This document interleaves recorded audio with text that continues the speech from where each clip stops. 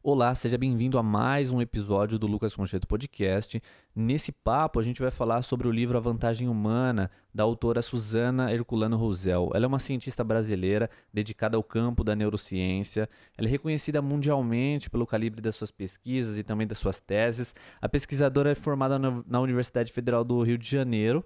Ela tem uma pós nos Estados Unidos, um mestrado na França e um doutorado na Max Planck na Alemanha. Então ela tem um vasto currículo, uma grande experiência como pesquisadora, como estudiosa.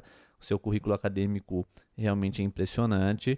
E ela tem se destacado muito na última década pela qualidade das suas pesquisas e pelo comprometimento dela com a ciência. Seus artigos foram publicados nos mais diversos periódicos, entre eles na prestigiosa Science. O livro A Vantagem Humana é uma jornada de exploração sobre o cérebro, à luz da evolução. A cientista ela apresenta as suas hipóteses e essas hipóteses buscam sustentar o porquê da supremacia cognitiva humana.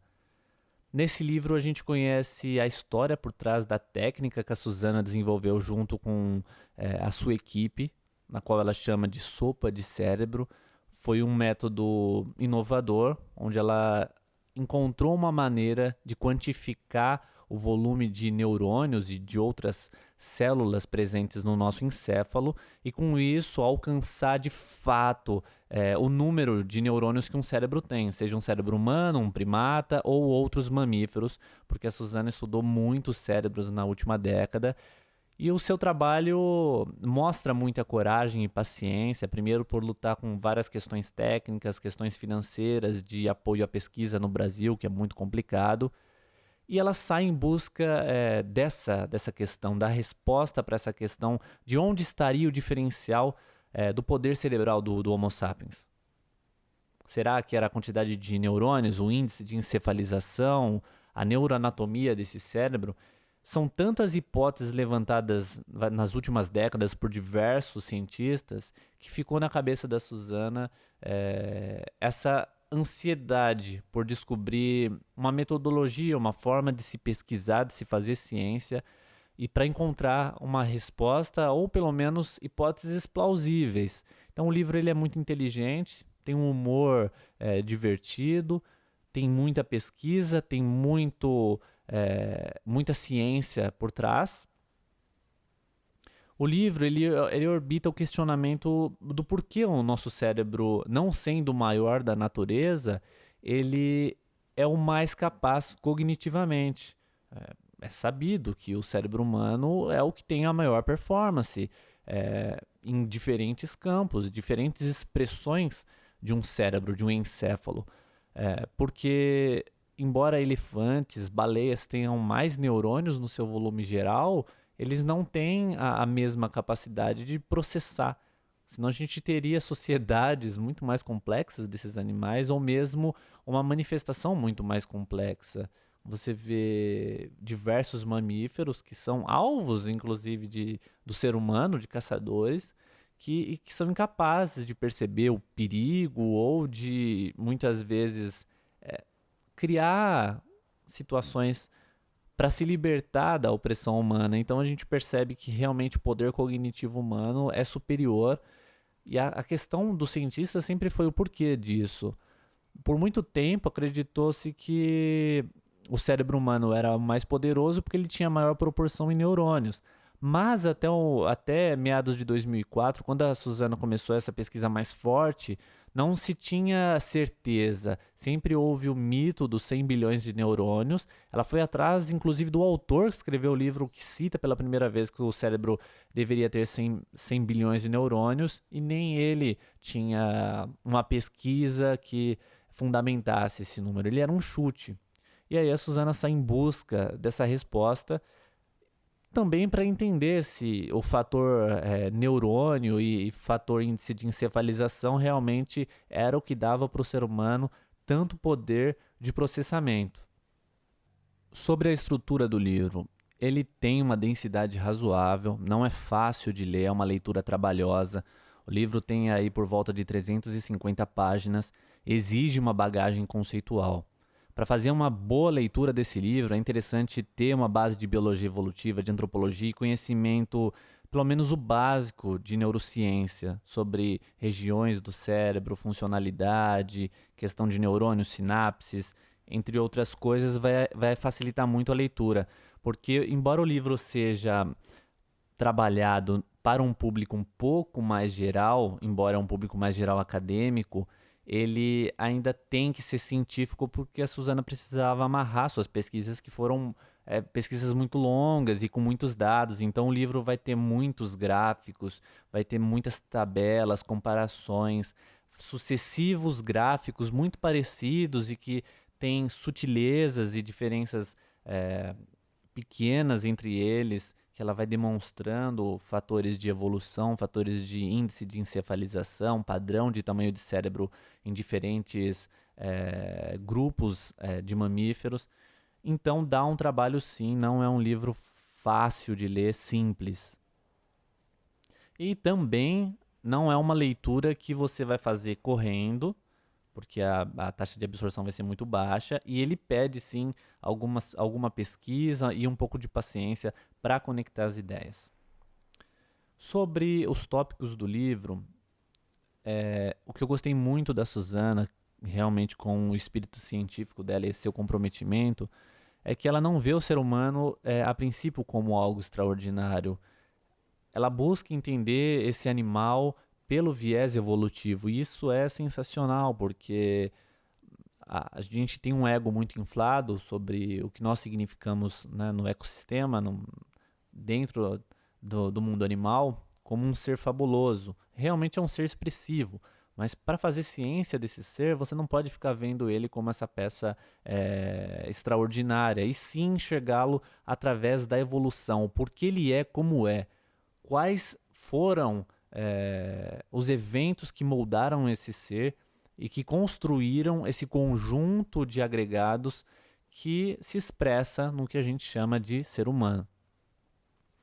Era por volta de 2004 e ninguém na ciência sabia ao certo como quantificar a quantidade de neurônios no encéfalo humano. Não só no encéfalo humano, ou qualquer outro encéfalo.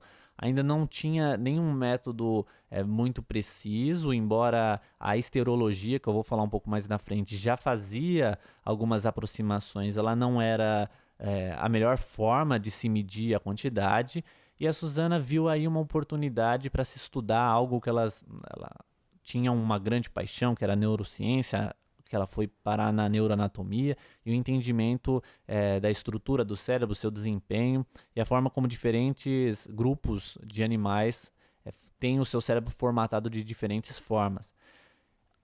Como uma boa cientista, ela teve coragem para questionar e enfrentar grandes nomes da neurociência e do campo científico que tinham afirmações sobre a quantidade de neurônios ou mesmo teorias, hipóteses que eram muito bem aceitas pela comunidade científica. Por exemplo, ela questionar o cara que falou pela primeira vez dos 100 bilhões de neurônios é uma grande coragem. Isso é realmente o espírito científico.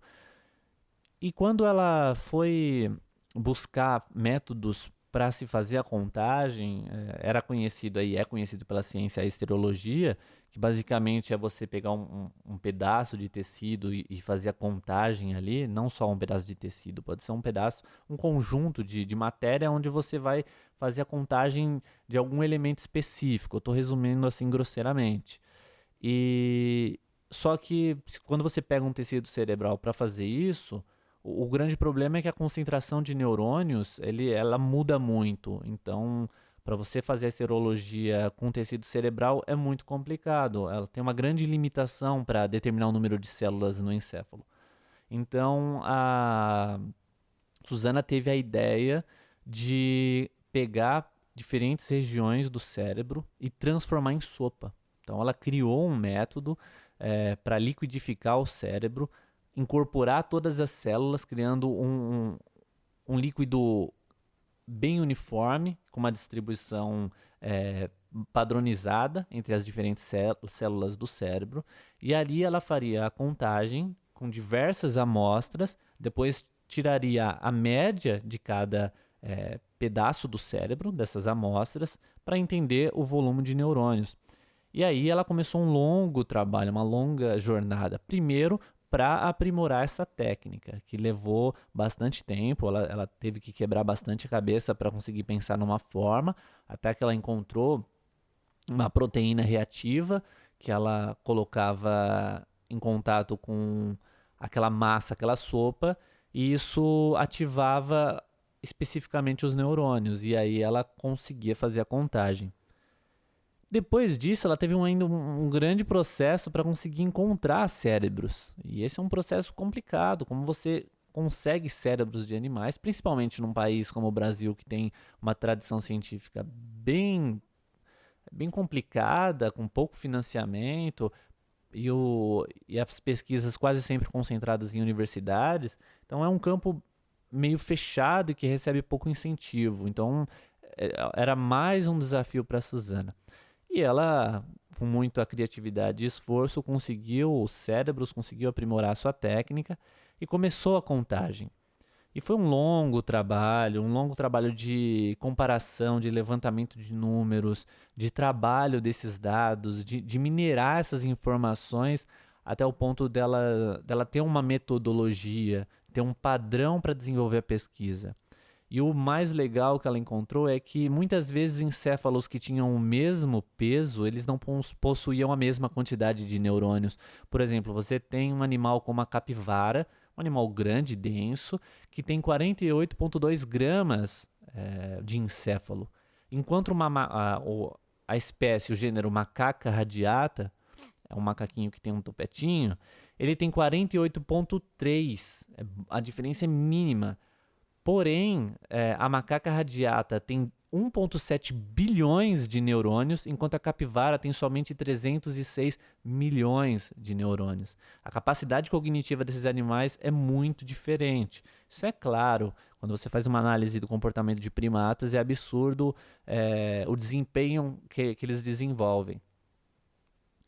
Depois que a pesquisadora saiu nessa busca de entender tamanho de cérebro, proporcionalidade, ela percebeu alguns padrões em diferentes grupos de animais. Então, ela percebeu que existia um padrão cerebral diferente dos primatas para outros mamíferos. E isso mudou muito a forma de se fazer as análises, porque o padrão que os cérebros de primatas eram construídos era muito diferente do padrão de outros animais, como, por exemplo, as vacas, os elefantes, entre outros mamíferos. E foi aí que ela começou a travar uma pesquisa mais profunda sobre a relação de proporção e crescimento do encéfalo e a quantidade de neurônios, porque você tem, por exemplo, um cérebro humano que tem 1,4, 1,3 quilos, e você tem um cérebro de elefante muito maior em peso, e eles têm uma taxa de neurônios muito interessante. Enquanto o cerebelo do elefante possui bilhões e bilhões de neurônios, o córtex dele é muito pobre. Em comparação, o cerebelo do ser humano tem uma quantidade significativa de neurônios, mas o córtex é absurdamente volumoso em neurônios. Porém, a autora percebeu que conforme os cérebros crescem, não necessariamente aumenta a quantidade de neurônios. Ela percebeu um padrão nos primatas, onde os neurônios, geralmente dos primatas, conforme o cérebro cresce, o neurônio não aumenta de tamanho. Como, por exemplo, no caso dos elefantes ou de animais maiores, que têm neurônios maiores e por isso eles ocupam mais espaço. E quando você tira a média, esse animal não cresceu em proporção neuronal em relação ao seu tamanho de encéfalo, porque os neurônios cresceram juntos. O ser humano e outros primatas, em contrapartida, têm um encéfalo de porte razoável, mas o seu volume de neurônios é muito maior. No caso do ser humano, a densidade neuronal é muito grande. Então a autora vai levantar várias hipóteses, várias questões científicas, algumas até complicadas de entender, e ela vai mostrar que a hipótese hoje mais razoável para o entendimento da capacidade cognitiva humana seria a concentração de neurônios no córtex, que é a região onde nós fazemos planos, pensamos no futuro, raciocinamos, fazemos estratégia, exercemos a grande potência do ser humano. É no córtex. E mesmo em comparação com cérebros muito grandes, como por exemplo do elefante, o ser humano ainda tem mais neurônios no córtex. Um ponto que foi decisivo para várias espécies e de alguma maneira ao longo da evolução humana o Sapiens contornou esse problema foi a questão metabólica, a limitação metabólica e a relação com o tamanho de encéfalo. Por que acontece? Cérebros grandes e muito potentes exigem muita energia. Então, se você tem um animal com um cérebro com um custo metabólico muito alto e um corpo com um custo muito alto, as chances desse animal continuar vivo é muito baixa. Porque se você pensar no contexto selvagem, até o ser humano inserido no contexto selvagem, para ele alimentar esse cérebro que custa muito, ele gastaria muitas horas procurando comida, que é o que eles chamam na ciência de forrageio. Então, a relação calórica com horas de forrageio, ela é muito custosa. Se você pensa, por exemplo, nos macacos, orangotangos, gorilas, eles chegam a gastar 8, 10 horas por dia caçando comida e mastigando, porque o custo energético do corpo deles e também do seu cérebro é muito alto. O ser humano precisaria de mais de 10 horas de forrageio se fosse fazer uma dieta como a dos primatas ou de outros animais. E aí entra a tese que abre a pesquisa da Suzana, na verdade encapsula ela e dá para ela um formato mais de tese e entendimento geral mais claro. Ela cita o livro que já foi resenhado aqui, do Richard Wrangham, que é o livro Pegando Fogo, que o fator determinante para o fato da limitação metabólica foi o ser humano cozinhar. Quando você cozinha os alimentos, você potencializa o seu conteúdo energético, porque você dissolve fibras, você amolece tecidos, por exemplo, da carne, você amacia aquele conteúdo que vai ser menos trabalhoso para o seu sistema digestivo. Porque se você come uma carne crua, seu corpo tem muito mais trabalho do que uma carne cozida, que já está meio caminho. Porque quando você pensa em alimentação, você tem que pensar que tudo que você come precisa também de energia para ser consumido. Então, o próprio alimento que vai te oferecer, por exemplo, 300 calorias, não é 300 calorias que vai entrar no seu corpo. Vai entrar menos porque houve um próprio custo metabólico da própria digestão para fazer a absorção daquilo. Então, o fato do ser humano cozinhar é o grande divisor de águas para qualquer comparação de fornecimento de energia para o encéfalo. O ser humano é o único que provê tanta energia para o seu encéfalo. Então, essa seria Então, esse seria o fator determinante. Primeiro, o número notavelmente grande de neurônios corticais. Depois, o fator metabólico, porque você tem o ser humano com um intestino médio, mas um cérebro muito grande. Ou a teoria do tecido custoso. Então, você tem um intestino um pouco menor. Isso, no caso da cozinha, é muito bom porque a gente tem um intestino que custa menos. E por receber alimentos pré-digeridos, pré-trabalhados, ele aumenta a sua capacidade de absorção, reduz o trabalho, reduz o custo energético, sobra mais energia para o cérebro.